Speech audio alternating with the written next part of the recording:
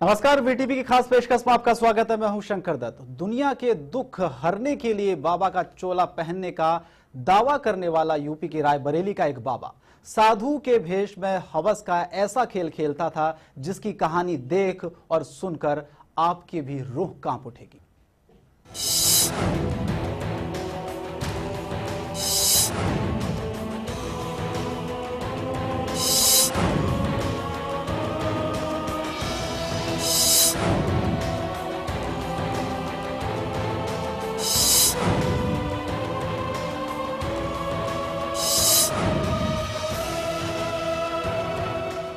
तो चलिए आइए आपको इस बाबा की पूरी कहानी बताते हैं। किशोरी को अगवा कर एक बाबा ने बनाया उसे अपनी हवस का शिकार, फिर मासूम को परोस दिया अपने गुरकों के सामने।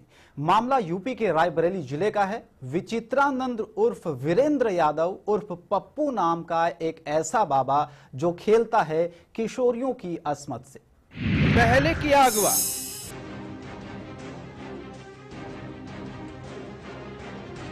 फिर किया रेप,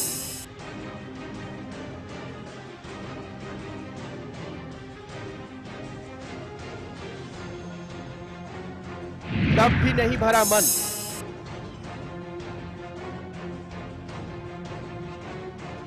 परोस दिया अपने गुर्गों के सामने।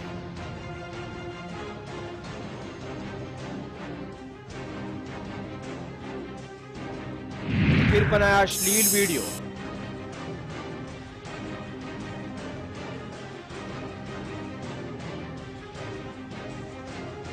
वीडियो के दम पर महीनों करता रहा रेप। उत्तर प्रदेश के रायबरेली में एक दलित लड़की को वहां के दबंग बाबा वीरेंद्र यादव उर्फ पप्पू उर्फ विचित्रानंद ने पहले तो अपनी हवस का शिकार बनाया, उसके बाद लड़की को अपने गुर्गों के सामने परोस दिया। हवस के भूखे दरिंदे बाबा और उसके गुर्गों ने लड़की का न सिर्फ अश्लील वीडियो बनाया बल्कि उसके दम पर महीनों तक मासूम की अस्मत को तार तार करते रहे। तो कहां है यूपी की कानून व्यवस्था? लगातार सवाल उठ रहे हैं। एक लड़की का बलात्कार होता है, बाबा ढोंग रचता है, उसके बाद लड़की को अपने गुर्गों को सौंपता है। बावजूद इसके पुलिस बाबा को गिरफ्तार नहीं कर पा रही है। बाबा सरेआम घूम रहा है। रविंद्र शुक्ला जी हमारे साथ जुड़ चुके हैं बीजेपी से। रविंद्र जी, मेरा सीधा सवाल आपसे यह है कि क्या हो गया है यूपी की कानून व्यवस्था को? जो यूपी सरकार कानून व्यवस्था की बड़ी बड़ी बातें करती थी, क्या आपको लगता है वो कानून व्यवस्था अभी भी है यूपी में? देखिए, जितने भी समाज विरोधी तत्व हैं जी, वो सारे के सारे सरकार के किसी न किसी व्यक्ति के छाया में पल रहे हैं।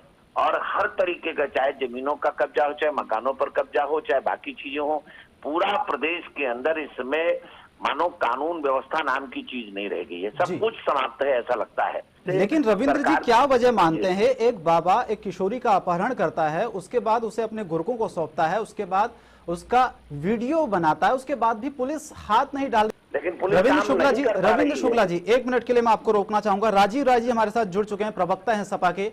राजीव राय जी, सीधा सवाल आपसे है कि क्या हो गया है यूपी की कानून व्यवस्था को? एक बाबा एक लड़की को अगवा करता है, उसके बाद बलात्कार करता है, उसके बाद वीडियो बनाता है। 3 महीने पहले एफआईआर दर्ज हो चुकी है, उसके बावजूद भी बाबा पुलिस की गिरफ्त से आखिर बाहर क्यों है? देखिए, जो मैंने कल आपका फोन आने के बाद डीआईजी और वहाँ के एसपी से बात करी जी, मुझे ये बताया कि एफआईआर, कल आप मुझे बताया गया 3 महीने से शिकायत की जा रही है, एफआईआर भी नहीं दर्ज हो रहा है जी। तो उन्होंने मुझे बताया कि एफआईआर भी दर्ज हो चुका है। लड़की ने कोर्ट में बयान भी दे दिया है। जब लड़की ने कोर्ट में बयान दिया है तो कोर्ट के आदेश से ये कोई कार्रवाई होगी ना। शायद आपको जानकारी होगी कि 3 महीने पहले एफआईआर दर्ज हो चुकी है, उसके बावजूद भी जो पीड़ित परिवार है वो छुपा छुपा फिर रहा है। क्या वजह मानते हैं? आखिर एफआईआर दर्ज हो चुकी है, बाबा आखिर पुलिस की गिरफ्त से बाहर क्यों है? 3 महीने का वक्त बहुत होता है राजीव जी। मैं आपको बताया कि एफआईआर दर्ज हो चुकी है, पुलिस ने, लेकिन सिर्फ एफआईआर दर्ज होने से काम नहीं चलेगा ना साहब। लड़की का जो परिवार है, कोर्ट का काम नहीं करेगी ना। पुलिस कोर्ट, जब मामला कोर्ट में बयान दिया गया है और कोर्ट में चल रहा है तो कोर्ट के आदेश से तो अगला कार्रवाई होगी। कार्रवाई आप बैठकर कार्रवाई नहीं कर सकता। ये एक पक्ष है और दूसरा पक्ष ये है कि पुलिस की जांच में ऐसा कोई सबूत नहीं मिला। सबूत मिलेगा तो कार्रवाई होगी। फिर भी हमारे पास राजीव जी, हमारे पास लड़की का बयान है, लड़की का बयान। वो जी, बयान लड़की का कोर्ट में बयान भी है, वो बयान कोर्ट में भी है, वो बयान कोर्ट में पुलिस की भी आप है। कोई जिम्मेदारी नहीं मानते हैं? पुलिस की क्यों नहीं जिम्मेदारी आप नहीं मानते हैं? पुलिस की जिम्मेदारी बोलते हैं तो प्रथम कार्रवाई करें। जुआ भी है, ये नहीं मानते हैं ना। आईजी ने सिर्फ आश्वासन दिया है। आश्वासन, महज सिर्फ आश्वासन देने से काम नहीं चलेगा ना राजीव जी। डरा, अगर मेरे परिवार डरा सहमा हुआ है तो मैं जिम्मेदारी लेता हूँ। समाजवादी पार्टी के कार्यकर्ता के नाते मैं एसपी के पास ले जाऊंगा, पुलिस के पास ले जाऊंगा। किससे डर रहे हैं? सिर्फ इस टीवी में बोलने के लिए और विरोधियों को बोलने के लिए नहीं होता है। मैं जिम्मेदारी ले रहा हूँ, आप आने रिकॉर्ड कर लीजिए। तो किससे डरी हुई है वो? ठीक है राजीव जी, आश्वासन तो लगातार मिल ही रहे हैं, लेकिन न्याय की बात यहाँ पर सामने आ रही है। आखिर न्याय कब मिलेगा और कैसे मिलेगा, सवाल ये है। न्याय अदालत से जो आदेश होगा, जो प्रक्रिया होगी, कानून की जो प्रक्रिया होगी, उसका पालन किया जाएगा। आपको लगता है कि यूपी में कानून व्यवस्था सही तरीके से चल रही है? जानकारी के लिए बता दूं जी, नेशनल क्राइम रिकॉर्ड ब्यूरो का आंकड़ा उठाकर देख लीजिए, जो मेरे मोबाइल में है। और राजीव जी, आप ठीक है, राजीव जी, एक सवाल मेरा छोटा सा आपसे सवाल है। आप मेरी बात सुन लीजिए। आप जजमेंट पास मत करिए वहाँ चेन्नई में बैठकर, रिकॉर्ड पर बात करिए। मध्य प्रदेश में सबसे ज्यादा महिलाओं के खिलाफ अत्याचार है, राजस्थान में दूसरे नंबर पर है, दिल्ली में तीसरे नंबर पर है, उत्तर प्रदेश कहाँ था? आप एक लाइन में बोल रहे उत्तर प्रदेश में कोई कानून व्यवस्था ही नहीं है। ठीक है राजीव जी, मेरा सीधा सवाल है कि 3 महीने हो गए हैं कि आखिर अब तक कार्रवाई क्यों नहीं हो पाई है? सिर्फ एफआईआर दर्ज हुई है। अब तक बाबा को गिरफ्तार होना चाहिए था। बाबा अगर गिरफ्तार नहीं हुआ है, ऐसे में अगर बाबा कोई और जुर्म करता है तो उसका जिम्मेदार कौन होगा? नहीं, बाबा जुर्म करेगा तो उसके लिए जो कानून की प्रक्रिया बनी है उसके हिसाब से कार्रवाई। बाबा कोई खुदा नहीं है ना, बाबा हमारी सरकार किसी से डरती है। देश को बाबाओं ने लूट लिया। अगर बाबा के खिलाफ अगर ठोस सबूत मिलते हैं तो इस केस में भी और आगे अगर कुछ करता है तो साहस। राजीव जी, सारे सबूत हैं पुलिस के पास। आईजी ने आश्वासन भी दिया है, उसके बावजूद भी बाबा खुले हवा में सांस ले रहा है। आपके फोन के बाद मैंने स्वयं आईजी, डीआईजी और एसपी तीनों से बात करी। राजीव जी, कार्रवाई कब तक हो जाएगी, क्या मान के चलें? कार्रवाई देखिए, मैं 2 बातें कर सकता हूँ, ध्यान दीजिए। सोच समझ के जवाब दीजिएगा, क्योंकि आपका ये बयान हम चलाएंगे उसके बाद। कार्रवाई मुझे नहीं करना है, मेरी बात सुनिए, मैं बहुत सोच समझ कर बोलता हूँ जी। कार्रवाई में 2 बातें खाली कर सकता हूँ कि अगर कोई ठोस सबूत पेश हो, उस पर पुलिस कार्रवाई न करे तो कार्रवाई करवाऊंगा। बने रहिए राजीव जी हमारे साथ। रविंद्र शुक्ला जी, क्या कहेंगे आप? क्या कहेंगे राजीव जी के बयान पर? आपने सुना होगा अभी। मैंने राजीव जी को सुना है। राजीव जी अपनी जिम्मेदारी से लगातार भाग रहे हैं। अब कोर्ट में कलमबंद बयान होने के बाद किसी और सबूत की आवश्यकता है। किस सबूत की आवश्यकता है राजीव जी से मैं जानना चाहूंगा। उसका वीडियो बनाया गया है, वीडियो प्रमाण है। तो जब दोनों बातें एक साथ हैं तो इससे बड़ा और कौन सा प्रमाण चाहिए गिरफ्तारी के लिए? वीडियो पुलिस के पास दिया गया है, बिल्कुल साफ साफ है। राजीव जी, जहाँ आपसे गुजारिश है, रविंद्र जी का आप बयान सुन लीजिए, आपको पूरा मौका मिलेगा। जी रविंद्र जी। जी, पीड़िता का स्वयं का बयान जो कोर्ट में भी हुआ है, उसने बाकी जगह भी दिया है। बिल्कुल। नंबर 2, जो वीडियो बनाया गया है, जो उसका वीडियो बना है, जैसा मुझे आप बता रहे हैं, वो 2 ऐसे पुष्ट प्रमाण हैं जिसके आधार पर उसकी गिरफ्तारी अब तक हो जानी चाहिए थी। अगर गिरफ्तारी नहीं हुई, ये इस बात का स्पष्ट प्रमाण है कि कहीं न कहीं कोई मिली भगत है, उसके साथ किसी न किसी का संरक्षण है जो सत्ताधारी दल का व्यक्ति है। चलिए, क्या कहेंगे राजीव जी? मैं रविंद्र जी से पूछना चाहता हूँ, जिनके पिछले सरकार में मध्य प्रदेश के गृह मंत्री के खिलाफ ऐसे बयान दिए गए। मुद्दा हो गया, मुद्दे से मत भटकाइए। कानून अलग नहीं होता है। आप मेरी बात सुनिए और मेरी बात सुनिए, या तो आप पूरी बात सुनिए या तो मत बात बोलने दीजिए। जी बोलिए। मैं ये बोलना चाहता हूँ कि हिंदुस्तान में कानून 2 जगहों पर अलग अलग नहीं हो सकता है। नहीं, कानून व्यवस्था की आप बात कर रहे हैं। एक लड़की, इस लड़की का मैं आपको बताता हूँ, लड़की स्कूल से आ रही थी, स्कूल से आते हुए लड़की को रास्ते में अगवा कर लिया गया। क्या यही है यूपी की कानून व्यवस्था? प्रथम दृष्टया मैं इस बात से सहमत हूं कि अगर कोई बयान देता है तो प्रथम दृष्टया केस बनता है, और प्रथम दृष्टया जो केस बनता है उस पर एफआईआर दर्ज होती है। एफआईआर दर्ज होने के बाद जांच में जो सबूत मिलते हैं उसके ऊपर सर एफआईआर दर्ज हो चुकी है। हम सवाल यही तो कर रहे हैं कि आखिर आपको गिरफ्तारी क्यों नहीं हुई है बाबा की? जी आप अपनी बात रखिए राजीव जी। मैं ये बोलना चाहता हूँ कि सहानुभूति मेरी भी उस लड़की के साथ है, अगर मामला सच है तो प्रथम दृष्टया केस बनता है, इसी आधार पर एफआईआर दर्ज हुआ होगा, इसी भी आधार पर जांच आगे बढ़ी होगी। हिंदुस्तान में कोई ऐसा कानून नहीं है, रविंद्र जी को मैं बताना चाहता हूँ। अगर ये कानून होता तो जितने ये ईमानदार लोग हैं अपने गृह मंत्री को गिरफ्तार कर लिए होते, क्योंकि उनके खिलाफ ये बयान आए थे। बयान पर कोई गिरफ्तारी नहीं होती है, बयान के बाद जो जांच में सबूत मिलते हैं। अब आप जिस वीडियो की बात कर रहे हैं, मुझे नहीं जानकारी है कि वो वीडियो पुलिस के पास है या वीडियो सबूत के रूप में प्रस्तुत किया गया। अगर आप मुझे बताएंगे कि वो वीडियो भी दिया गया तो इसमें भी मैं आगे व्यक्तिगत रूप से पुलिस के अधिकारियों से भी बात करूंगा और देखूंगा कि अगर सबूत है तो गिरफ्तारी या कार्रवाई जरूर होनी चाहिए। मैं राजीव जी, आप जरा सीआरपीसी का अमेंडमेंट और सुप्रीम कोर्ट की रूलिंग पढ़िए।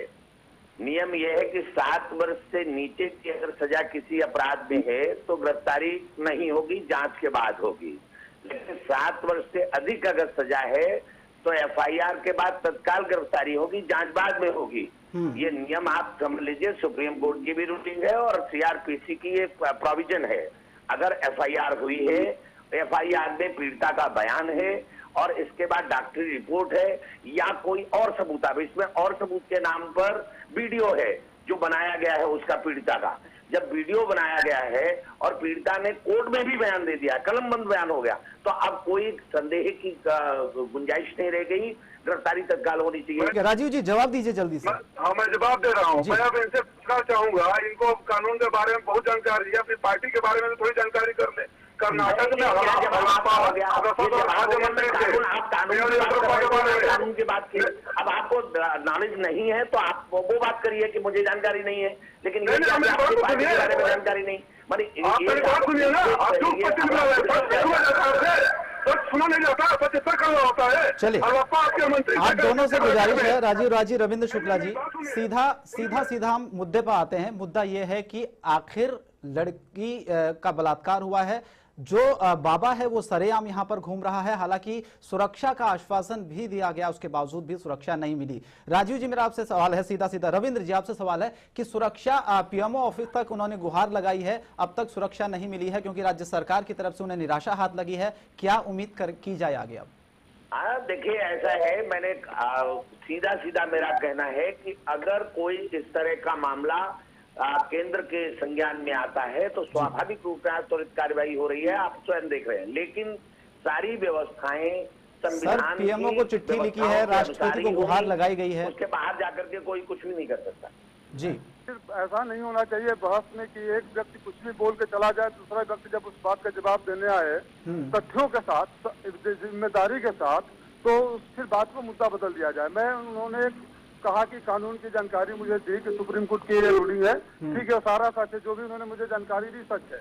मैं ये जानना चाहता हूँ माननीय रविंद्र जी से कि हलप्पा इनके खाद्य और रसद मंत्री कर्नाटक सरकार में थे, उसके वीडियो आए, महिला ने बयान दिया, तो हलप्पा की गिरफ्तारी इनकी सरकार ने क्यों नहीं की? क्योंकि मंत्री थे। मैं इनसे जानना चाहता हूँ कि इनके वित्त मंत्री मध्य प्रदेश के खिलाफ बयान है। राजीव जी,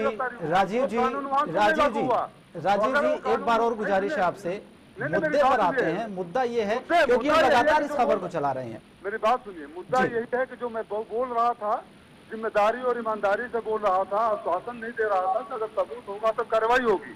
कब तक कार्रवाई होगी? कब तक? कितना समय मान के चला जाए? कानून के प्रक्रिया के तहत जब भी कॉग्निजेबल ऑफेंस बनके उसके तरफ सबूत आ जाएंगे, तत्काल गिरफ्तारी हो जाएगी। हमारे ऊपर आरोप लगाने से पहले रविंद्र जी माफी मांगे कि इन्होंने गलत बयानबाजी क्यों करी, इन्होंने अपनी मंत्री की गिरफ्तारी क्यों नहीं करी, कहिए तो 5 मिनट के अंदर उसका वीडियो मैं आपके चैनल पर भेजूं। रविंद्र जी, ऐसा है कि अनर्गल बातों का जवाब देना कोई आवश्यक नहीं है। जो जिस केस की चर्चा आप कर रहे हैं, अगर उसमें तथ्य देखे जाएं तो तथ्य नंबर 1 की एफआईआर लॉन्च हुई है, नंबर 2 पीड़िता के बयान कोर्ट में हो चुके हैं। आप दोषी किसको मानते हैं रविंद्र जी? दोषी किसको मानते हैं इस पूरे मामले में? दोषी किसको मानते हैं? जो दोषी है वो तो अपराधी है ही है, लेकिन पुलिस भी अपना काम नहीं कर रही है ना। जो प्रयत्न कर रहा है वो भी दोषी है। सवाल ये है कि चाहे वो कोई भी व्यक्ति हो, वो उस व्यक्ति ने अगर इस तरह का घिनौना कृत्य किया है, जघन्य अपराध किया है, तो उस पर कोई भी संवेदनशील सरकार तत्काल कार्रवाई करेगी। अब जब सारे तथ्य सामने हैं तो गिरफ्तारी नहीं हो रही है, ये तो इस बात का सीधा संकेत है, सीधा इंगित कर रही है कि देयर इज समथिंग रॉन्ग, कुछ न कुछ गड़बड़ है। बहुत बहुत शुक्रिया आपका राजीव राजी और रविंद्र शुक्ला जी हमारे साथ फोन लाइन पर जुड़े हुए थे। लगातार हम इस मुहिम को चलाए हुए हैं, जब तक पीड़िता को न्याय नहीं मिलेगा वीटीवी की ये मुहिम लगातार जारी रहेगी, क्योंकि ऐसे ढोंगी और ऐसे पाखंडी बाबाओं के खिलाफ वीटीवी ने मुहिम छेड़ी है जो अपने रसूख के दम पर भोले भाली लड़कियों का बलात्कार करते हैं, उन्हें फंसाते हैं और फिर गायब हो जाते हैं। बड़ा मामला है ये, लगातार हम इस खबर को चला रहे हैं। हालांकि पुलिस की तरफ से आश्वासन दिया गया है, सपा नेताओं की तरफ से भरोसा दिया गया है, आश्वासन दिया गया कि कार्रवाई जल्द से जल्द यहां पर होगी, लेकिन 3 महीने का वक्त बहुत ज्यादा होता है। इंतजार है कि आखिर पीड़िता को इंसाफ कब मिलेगा। हमारी खास पेशकश में फिलहाल इतना ही। आप देखते रहे वीटीवी। नमस्कार।